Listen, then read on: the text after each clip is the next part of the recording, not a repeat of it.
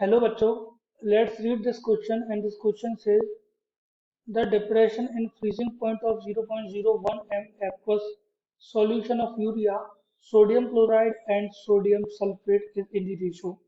Option A 1:1:1, option B 1:2:3, option C 1:2:4 and option D 2:2:3. तो इस question को solve करने से पहले जानते हैं कि ये क्वेश्चन किस की कॉन्सेप्ट पर बेस्ड होता है।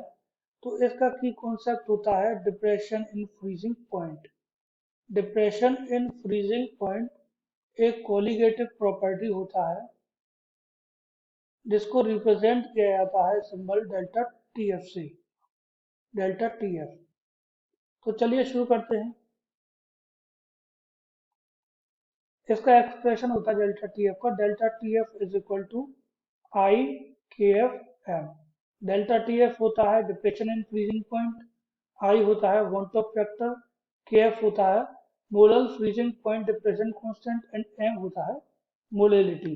अब इस क्वेश्चन की बात करें तो क्वेश्चन में दे रखा है कि 0.01 m aqueous solution means molality जो है वो सेम है। मोलेलिटी कितना है? 0.01 m। तो इन तीनों सॉल्यूशन के मोलेलिटी सेम है।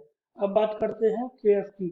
तो ये जो तीनों सॉल्यूशन है किस किस का सॉल्यूशन है? एक है यूरिया का सॉल्यूशन और दूसरा NaCl का सॉल्यूशन और तीसरा सोडियम सल्फेट का सॉल्यूशन।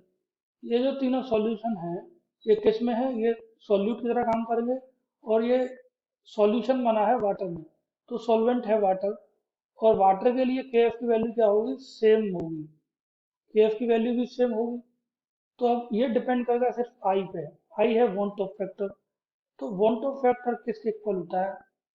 ये डायरेक्टली प्रोपोर्शनल हो गया आई के। जितना आई ज्यादा होगा उतना डेल्टा टी एफ ज्यादा होगा। अब आई क्या होता है? वांट ऑफ फैक्टर, और वांट ऑफ फैक्टर क्या होता है? Number of ions form after dissociation. जितना ज्यादा होगा उतना आई का वैल्यू होगा। अब देखिए यूरिया की बात करते हैं। यूरिया यहाँ पर एक नॉन इलेक्ट्रोलाइट है। अब नॉन इलेक्ट्रोलाइट क्या होते हैं? जो जो इजीली डिसोशिएट नहीं करते हैं। तो जो नॉन इलेक्ट्रोलाइट होते हैं उसके लिए आई का वैल्यू हमेशा 1 होता है। अब NaCl की बात करें तो NaCl डिसोशिएट होगा Na प्लस आयन में।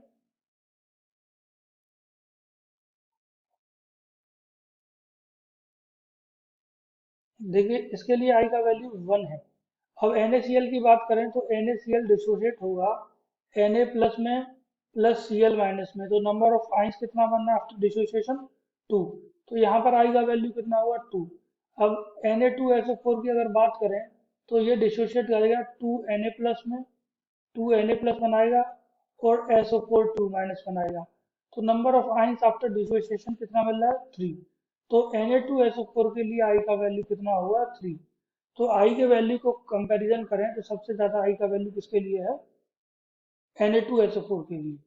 और Kf जो होता है, Kf की यूनिट क्या होती है? Kf मोलेलिटी की यूनिट जैसे m होता है, इसी तरीके से Kf की यूनिट होती है डिग्री सेल्सियस m इनवर्स। और अब यहाँ पर बात करें डेल्टा टी एफ की, तो आई सबसे ज्यादा किसका है? आई सबसे ज्यादा है Na2SO4 का। तो इन तीनों का अगर रेशो देखें तो इसके लिए 1 है, इसके लिए 2 है और Na2SO4 के लिए 3 है। तो यूरिया NaCl Na2SO4 का आई का रेशो है 1:2:3।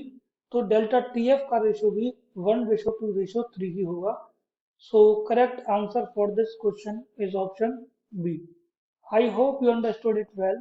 Best of luck.